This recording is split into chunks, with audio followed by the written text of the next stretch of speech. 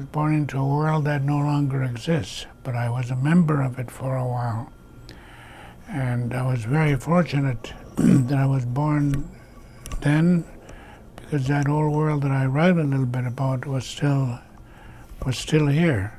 I am a member of that world, and but it's no longer here, but I am. Well, my name is Jung Ngoyok. That's my Yupik name. My English or my non-Yupik name is Harold. I was born in Old Chivak in 1949, and that was when the village was just abandoned. It had moved once before. The people of Chivak had just left, so I was born into an empty village during berry camp. I arrived early and unexpectedly, but I grew up in Hooper Bay, and I was at Hooper Bay till I was 12. I left for school when I was 12 years old, and I really never went back. I went home in the summertime and to visit, but I never ever really went home again. I went to Copper Valley School in Glen Allen. It was a Catholic school that was run by the Jesuits and the Sisters of St. Anne. And I went there from the time I was in the 7th grade till I was a junior.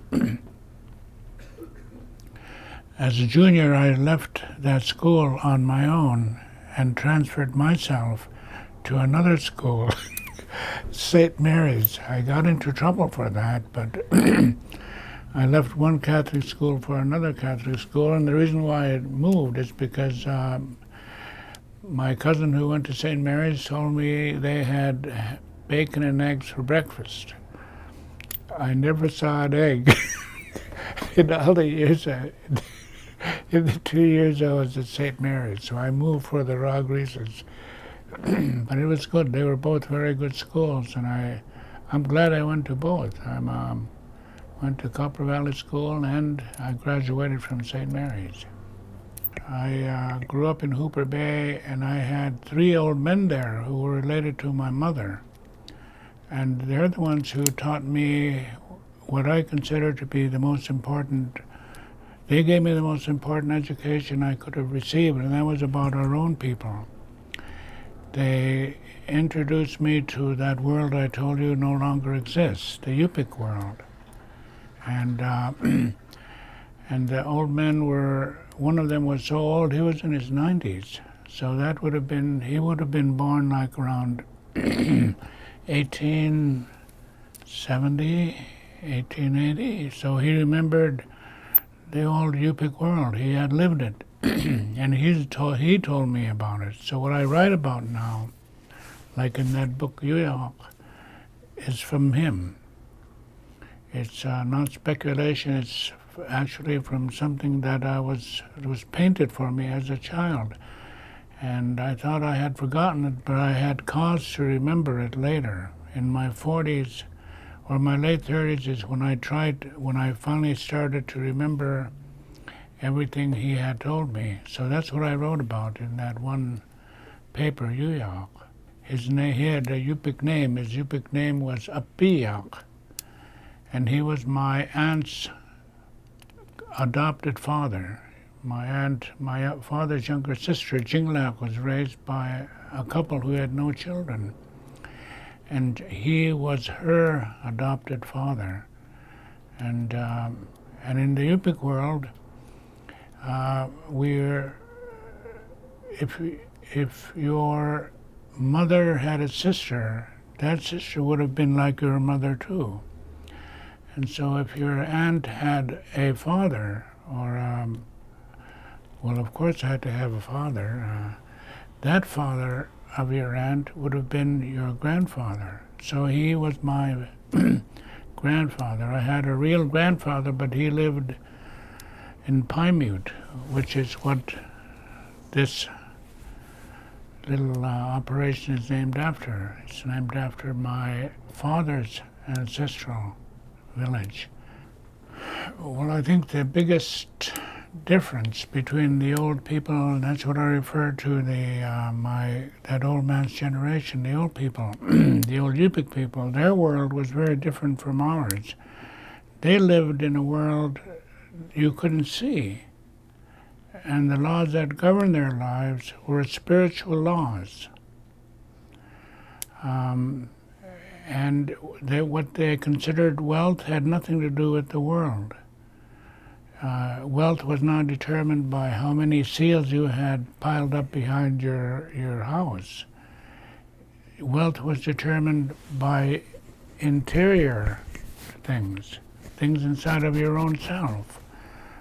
Like a person who was kind and respectful and honest and trustworthy and a man of his word was a very wealthy person, and everyone considered him to be, quote, a human being.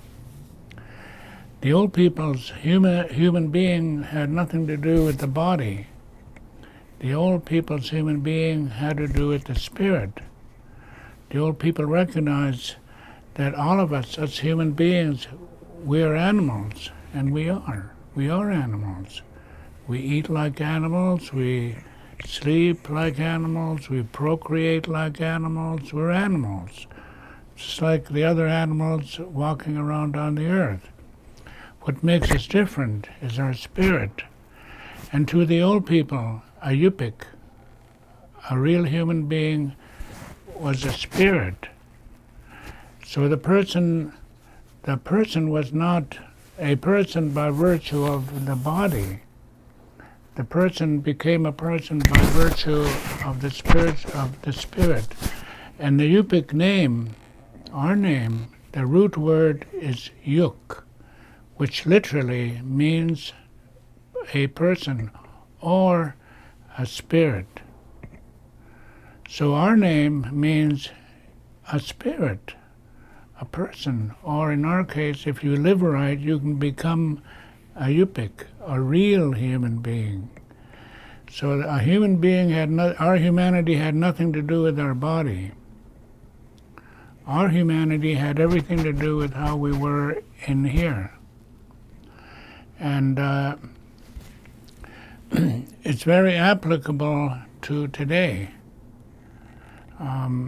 People think that if you eat certain foods, walk a certain way, dance a certain way, speak a certain language, look a certain way, then that you're a human being. Well, no, you're not. That doesn't qualify you to be a human being. So a person, a Yupik, can be from the YK Delta, eating seal oil and black hair and brown skin and talking like a Yupik. That doesn't qualify him to be one. What qualifies him is how he is inside, that he is honest, he is kind, he is respectful, he shares, and he has all the qualities that the old people considered to be important prerequisites to humanity. You weren't born a human being. In fact, that's the truth. You were not a human being. Later on in your life, you become a human being. That's from the old man now. And we still say that in the Yupik world. Just because you're born doesn't make you a human being. If you grow and are raised right and are taught the right things and live the right way, you become a human being.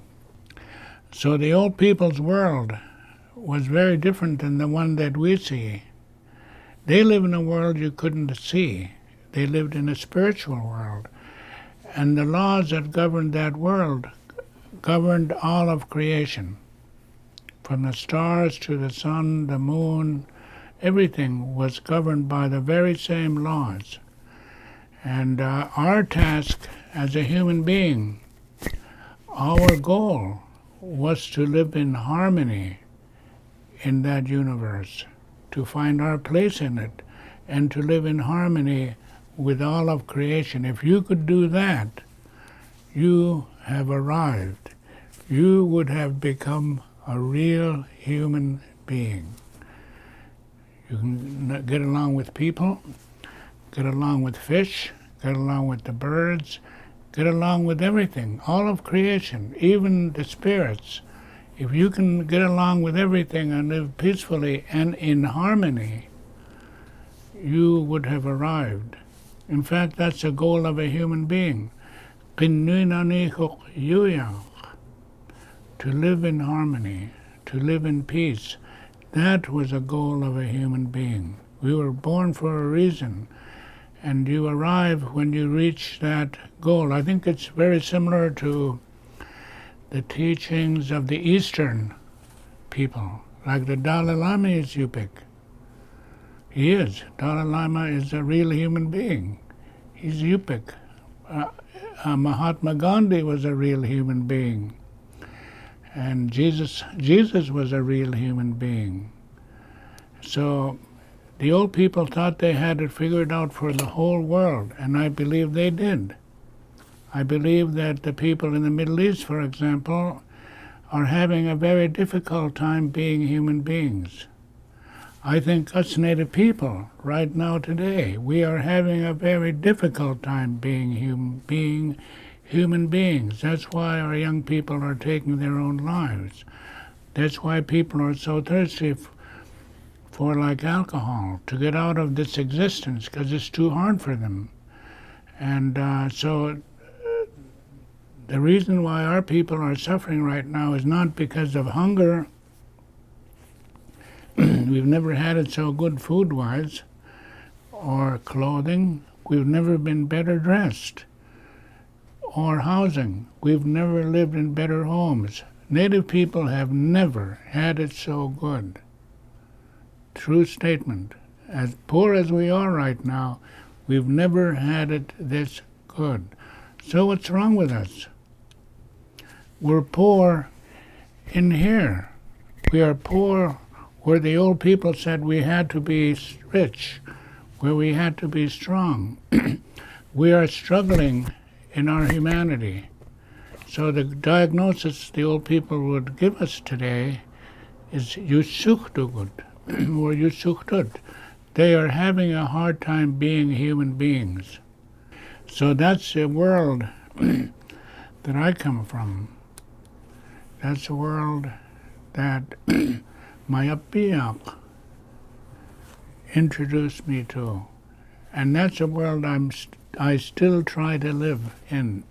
So we're guided by these principles of our humanity. And it's not just us, it's the whole world that needs them. So I think the old people were right. They had it figured out. Well, I think the diseases, that happens the world over. It didn't just happen to us. And that's a natural thing that happens to all people. What made it especially deadly for us was a combination of the disease and the introduction or the campaign waged by the federal government to wipe out native cultures and native languages. Those two things happened almost simultaneously, at least for the Yupik people. The old people understood illness, disease, to be spiritually caused. They didn't know anything about microbes or germs, viruses. They understood illness to be caused by an evil spirit entering the body and creating and making a person sick. So what was the remedy? What was the medication for that for the old people? They prayed.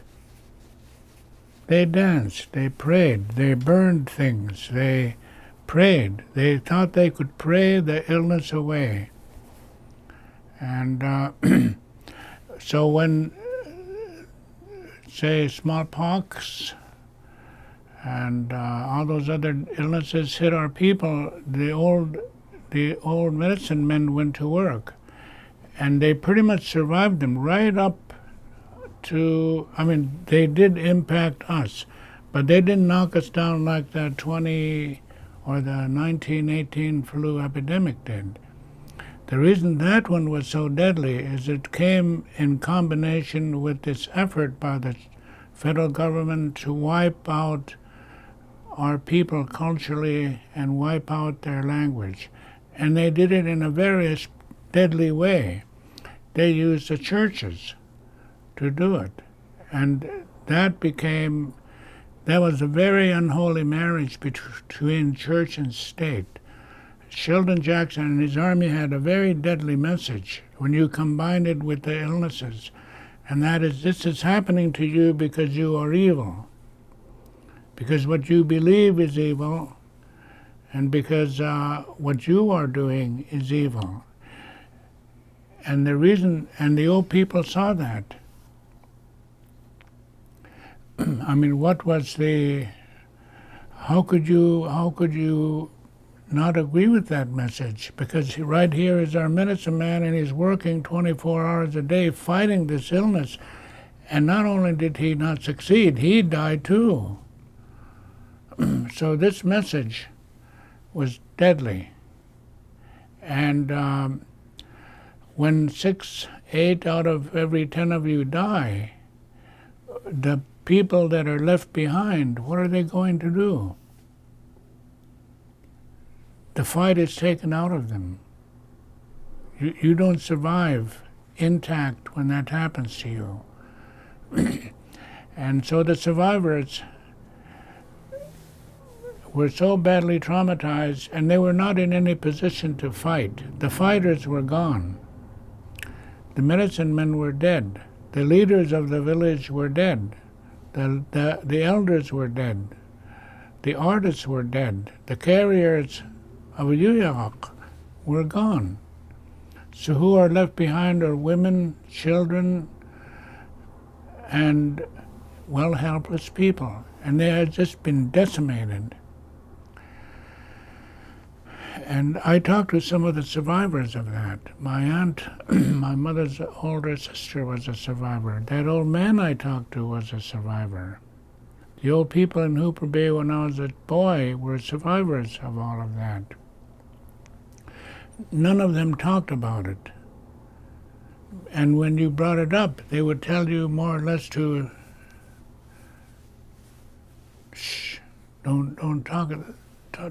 They didn't want to talk about it. So I began to believe that there is something bad and evil about the whole experience that no one wanted to talk about. Well, that's because that's how they saw it. And they were ashamed too. They never talked about the way life used to be. Like they were wanting to forget about it. They didn't want to talk about their mothers and fathers, and when they did, they wept. These were not a healthy people. And they taught us how to shh, don't talk about it. They shut you up. And for kids like myself who are inquisitive with a lot of questions, we got told to shh a lot. And they talk in whispers, and they talk about things which we had no idea about. The other thing I saw was that the priests and the school teachers were superior to my own people. They're the ones who called the shots in the village. I saw that. They didn't call the men to talk about what are we going to do about this. They went to go see the priest. So the understanding was the priest knew everything. He was the best we had. And we didn't practice all these things that we used to practice. I knew we used to practice. And they even said that they were from the Dunlangayak, that's the devil. These are my own people talking. They told us not to ask about them. But lucky for me, there was this old man, my Apiyak. He told me a different version of the very same story. And it's only later, in my 30s, my late 30s, that I finally understood what he had been telling me. There had been a very great misunderstanding, and that misunderstanding was deadly. And the misunderstanding was that because of who we were, our Yupik, our Yuyak was the reason for all of that. So they abandoned it. They abandoned themselves. And the very healing they needed was contained in the old culture. The medicine was there, but the practitioners of that medicine were gone. They skipped a generation. Now it's taking our generation to now use that medicine that was already in our culture to heal from this very terrible wounding that our people received. And that's where all the guilt, that's where all the shame came from. You couple that with what Sheldon Jackson and his people did, and you have a very ugly, dirty soup. The kill the Indian, save the man worked. They did. They did kill the Indian. They succeeded. Absolutely succeeded. And where's the evidence? In the prisons, in the graveyards, the suicides, the violence, the shame, the guilt, the suffering, the tears, the loneliness, the low self-esteem. Sheldon Jackson and his army were very successful. They did kill the Indian, but not all of them. They didn't kill all the Indians. Some stayed alive. And one of them was Mayapiyak. He thought Yuyak was beautiful. And he told me as a little boy never ever to forget. Tell me in Yupik, Yuyak Putmanna Nasu Yag Waksakunako. Never ever forget our Yuyak. Don't ever, ever forget it. And I promise in my heart I would never forget it. And he made me promise never, ever to turn away from my own people. I don't know why he wanted me to promise it, but I did. The other thing that he told me to do, or instructed me, was Agimun Ingluvak Yakunam. He repeated that over to me endlessly. He told me not to cross over to money. So he thought that was a threat to our survival as a people, money. And then he would tell me that Magut Kasahok Yunritut. In modern parlance, that would translate as white people are not human beings. What he meant by that was not, white people are not biologically human beings. That's not what he meant. I mean, of course they're human beings biologically. What he meant is that they are not Yupik, that they don't know the things we know. They don't know that the wealth of a person has nothing to do with what he possesses in material things, that the true wealth of a human being is here. That's what he meant. So what happened with the Great Death, in combination with effort to wipe out native cultures, that was a very deadly mix. And so now we are seeing the consequence of the two. We're living it. So that's why, all these statistics, we keep repeating them, and they're depressing statistics. But you know what? The answer to healing is we have that. And I think, paraphrase it, I could say that we have to become beautiful again. My Apiyak thought we were beautiful. I think now, at my age, that we are beautiful. And our young people need to believe that they are beautiful again. That we're perfect just the way we are. And my Apiyak would have said in English, if he spoke in English, is that that Agayun, that's what we called God, Agayun. And in Yupik that translates literally into, Agayun translates as the instrument and the objective of our prayers.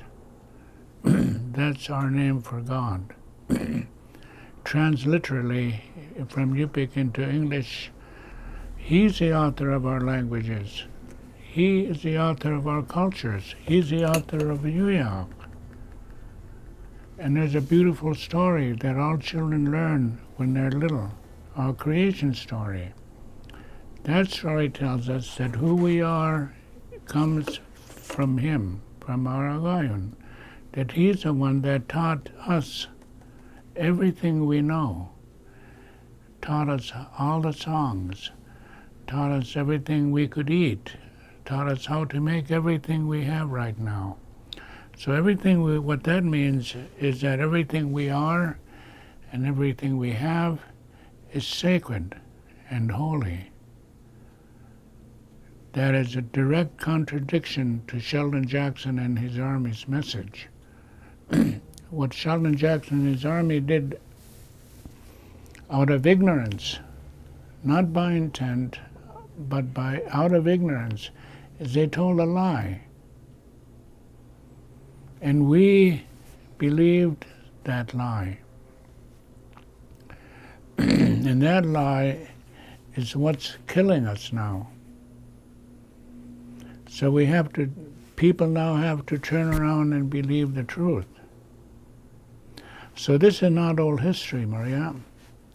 It's happening right now. We are right smack in the middle of it. This is not 100 years ago. This young lady is right in the middle of it. She's having to deal with it. This young man is having to deal with it. It's not old history.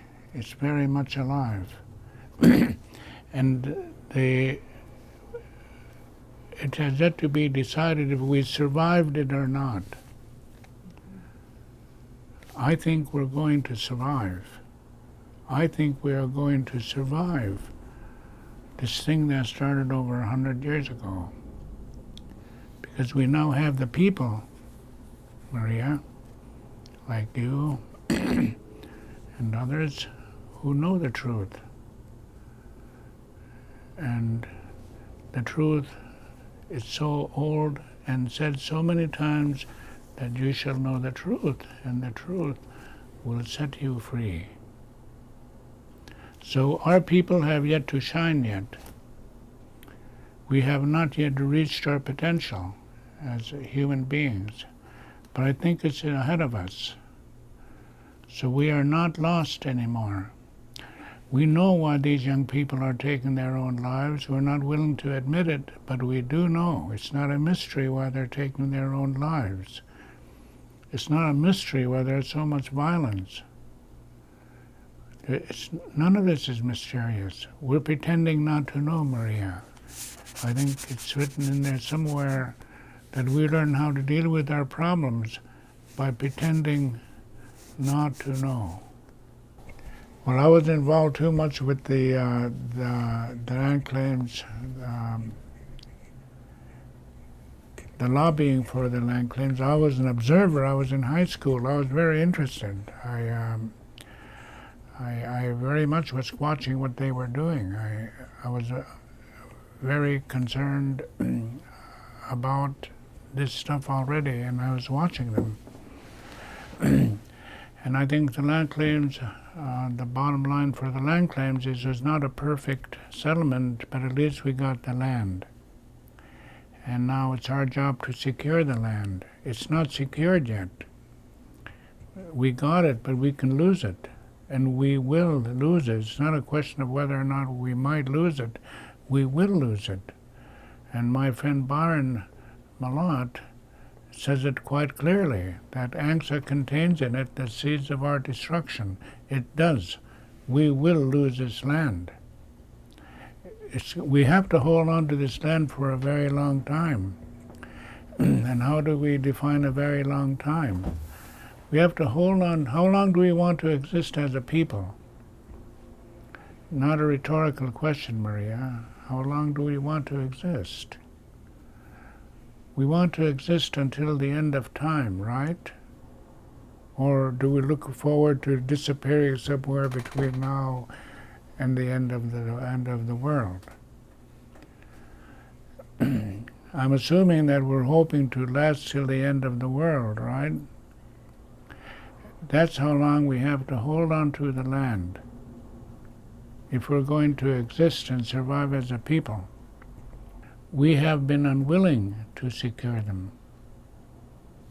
You can ask everyone in AFN, you can ask all the corporation presidents, anyone who knows anything about where we are right now, and the answer will all be the same, except for those people who are in total denial that we are going to lose the land. It's just a matter of time. We might not lose them for 50 years, we might not lose them for 100 years, we might not lose them for 200 years, but we will lose them. So it is because the federal government put these lands in corporations, and there's not a single corporation in the world that is going to last to the end of the world. The banks we thought were never, ever, ever going to fail, they're gone. You remember all these humongous banks that were so big to fail? They failed. And these other corporations we thought would never disappear, they disappeared. Rome disappeared. So everything made by man will disappear. So will the land for us, unless we secure it and tie it to the people themselves, tie it to the tribes. So that'll be the end of that little discussion on the land claims. My part in the land claims was I went to work for our people in 1972. I was hired by them in August of 72. I was 22 yet. I was a boy. I didn't know it, but I was a boy. And my job was for us to travel to all the 56 villages and to meet and listen to the old people. So I spent 1 year traveling to 56 villages. And every night in those 56 villages, I had to sit there and listen to the surviving old people. And then I had to explain to them what this land claims was. Those were very interesting meetings. They had no idea this thing had just happened. We spent every night till 1, 2 o'clock in the morning trying to make them understand what just had happened. And I got instructions while I was with them. They'd get very angry at me because they thought I had agreed. They thought I had agreed to they thought I had agreed to the land claims. And here I am, a 22-year-old kid. They think I agreed to them. They'd first come after me and ask me, who told you could do this? And I had to explain to them I didn't do this. So then there we go. I had to explain to them how it happened. In the end, bottom line, they gave 3 instructions. 1, we have to secure the land. And these are all people who didn't know a word of English. They knew that the land was in danger of being lost. So their first order was to secure the land. The second thing that they ordered us to do was to get our hunting fishing rights back. Because right now we don't have hunting fishing rights. We now hunt and fish at the pleasure of the federal government. And they won't do it right away, but there is coming a time, maybe his grandsons or his grandsons' sons, they're going to cut them off. And when that happens, the fear of those old people will be reality. So the second thing those old people told us to do was to get our hunting fishing rights back. The third thing is they wanted to make sure that we enrolled all these young people in the corporations, because they finally recognized and understood that the Congress had poured all of the wealth, all of our inheritance as Native people into these corporations. So they told us that we have to sign up all these young people into the corporations, because they said, you, and here they're still thinking I agree to this. They said, you have it completely upside down. You have it all wrong. They were very angry at me. You have it all wrong. We don't own this land. The babies do. The ones who've yet to be born own this land. And we can't believe you agree to this. I no longer was protesting at the end of the meeting, because no matter what I said to them, I had agreed to this. And no amount of talking on my part was going to change their mind. So the old people knew that something had changed with the land claims. And so the land claims right now is like an axe. And it's being held by a string tied to a piece of stick. And down here are our cultures, our people, the Yupik people, the Tlingit people, the Inupiaq, the Athabascans. At some point in our history, this thing is going to fall. Don Young knows this too. Ted Stevens knew it. We all know it. So here we are again. We all know something, and we're denying it. We are pretending it isn't there.